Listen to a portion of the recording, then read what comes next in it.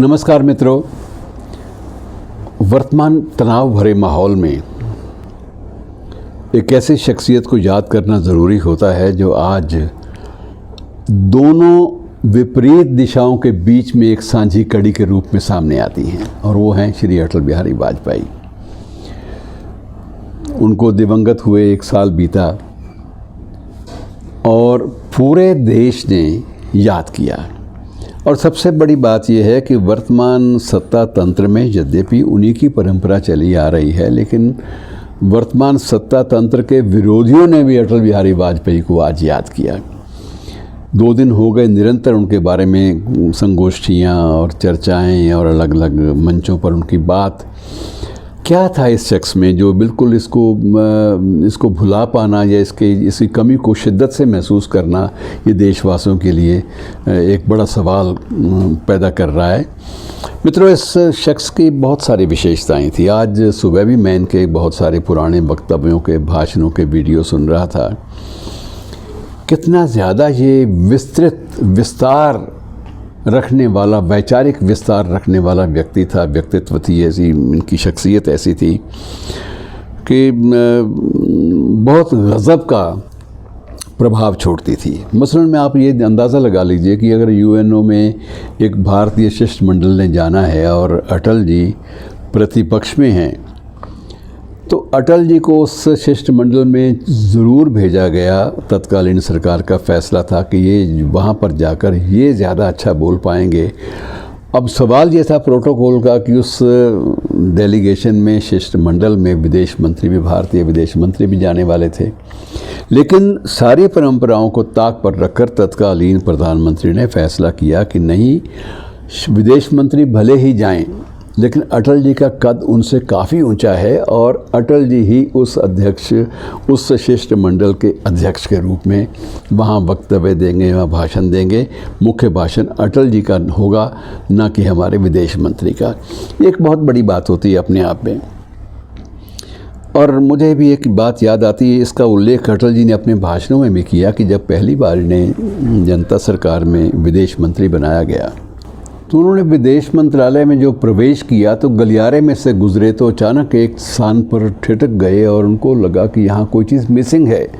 उन्होंने अपने एक उच्चाधिकारी से बात की कि भाई, पिछली बार मैं जब यहाँ पर आया करता था एक सांसद के रूप में, प्रतिपक्षी नेता के रूप में विदेश मंत्री से मिलने, तो मुझे यहाँ पर पंडित नेहरू का एक चित्र लगा हुआ था, चैम्बरलेन, और बाद में चर्चिल के साथ अलग अलग चित्र थे, तो वो कहाँ गए? उन्हें तो इस तरह से गायब करना क्या उचित है? और वो कहते हैं कि मैंने कुछ नहीं कहा, इतनी बात कही और उसके बाद आगे बढ़ गए। अगले दिन अटल जी आए तो वो दोनों चित्र पुराने वहाँ पर लगे हुए थे। तो बाद में अटल जी ने अपने अधिकारियों के सामने भी एक बात कही और संसद में भी इस बात का जिक्र किया कि मैंने स्वयं पंडित नेहरू की आलोचना की है। स्वयं उनके सामने बहुत सारी बातें ऐसी कही हैं जो कटु भी हो सकती हैं, जो यथार्थ पर आधारित थी लेकिन कटु भी हो सकती हैं। लेकिन ऐसा कभी नहीं हुआ कि पारस्परिक सम्मान में किसी प्रकार का व्यवधान आए, किसी प्रकार की कड़वाहट जो कायम रहे। एक बार वो कहते हैं कि मैंने पंडित जी की बहुत तीखी आलोचना की और मुझे लगा कि पंडित जी आज शायद मुझे उस तीखी आलोचना के लिए माफ़ नहीं करेंगे। उसमें मैं कुछ बातें उनकी जीवन शैली के बारे में भी कह गया था। लेकिन उसके बाद उसी शाम को एक सरकारी राजकीय भोज में पंडित जी से सामना हुआ, तो पंडित जी हंसते हुए बोले, अटल आज तो यार तुमने कमाल कर दिया, बहुत अच्छा बोले, बधाई हो। तो मैं बड़ा हैरान था कि मुझे फिर ये लगा कि जो कद्दावर शख्सियतें होती हैं वो इन छोटी छोटी बातों से ना तो आहत होती हैं और ना ही बेहद प्रभावित होती हैं। वो इन चीज़ों से ऊपर उठकर जहाँ जहाँ तर्क संगत बातें सामने आती हैं उनका सम्मान करना जानती हैं। और एक बात और मैं आपको विशेष रूप से इस शख्सियत के बारे में कह दूं कि ये एकमात्र ऐसी शख्सियत थे जिनका विरोधी भी सम्मान करते थे।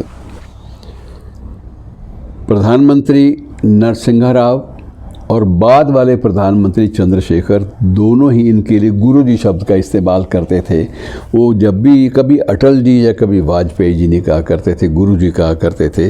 अगर इनकी आलोचना करना है तो भी वो गुरुजी ये बात आप ठीक नहीं कह रहे। ये एक सम्मान का एक तकाजा था। वो समझते थे कि ये आदमी वैचारिक धरातल पर इतना ज़्यादा खुला हुआ है कि उसमें समावेशी जो प्रवृत्ति है उसकी, कि इंक्लूसिव, किसी भी चीज़ को आत्मसात कर लेना, किसी भी वैचारिकता को अपने भीतर समो लेना, अपनी वैचारिकता में उसे स्थान देना और बाद में उसका ज़रूरत पड़ने पर पोस्टमार्टम भी तार्किक आधार पे करना, ये सबसे बड़ी बात थी इस शख्सियत की। और ऐसी शख्सियतें मित्रों अब नहीं आ रही, ये कहना चाहिए कि अब नहीं आ रही।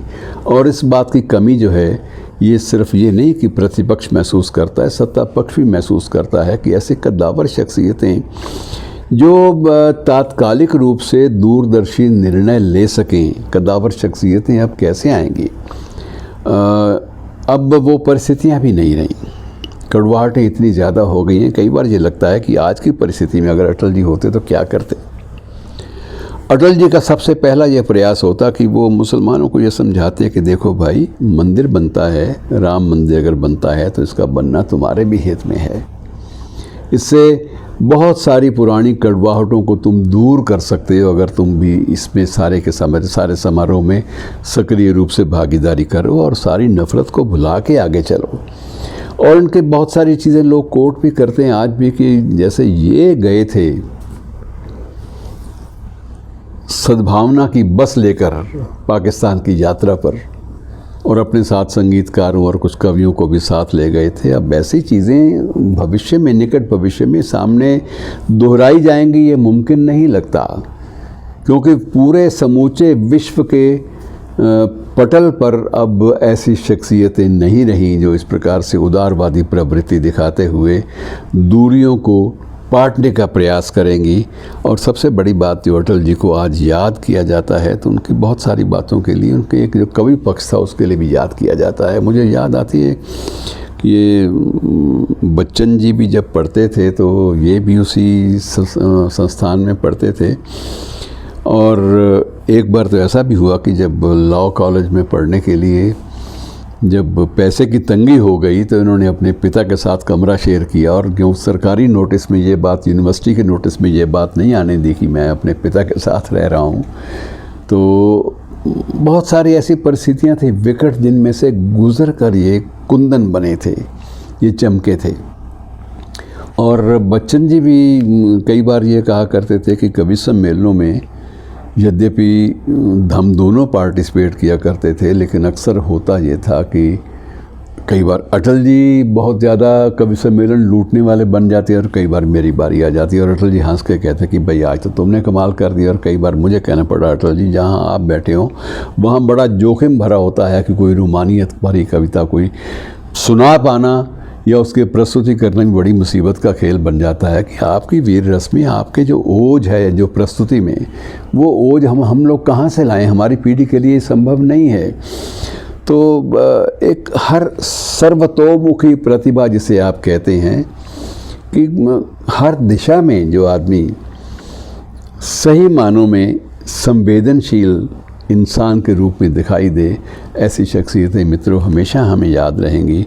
और जब भी उनकी जयंती आएगी या पुण्यतिथि आएगी, हम बार बार उनकी बातों को दोहराते जाएंगे, उनको नए सिरे से रीड करेंगे, उनको नए सिरे से रीडिफाइन करेंगे और उनका महत्व जानने की कोशिश करेंगे। और आने वाले वक्तों में भी ये एक प्रेरक के रूप में हमारे सामने न सिर्फ अपनी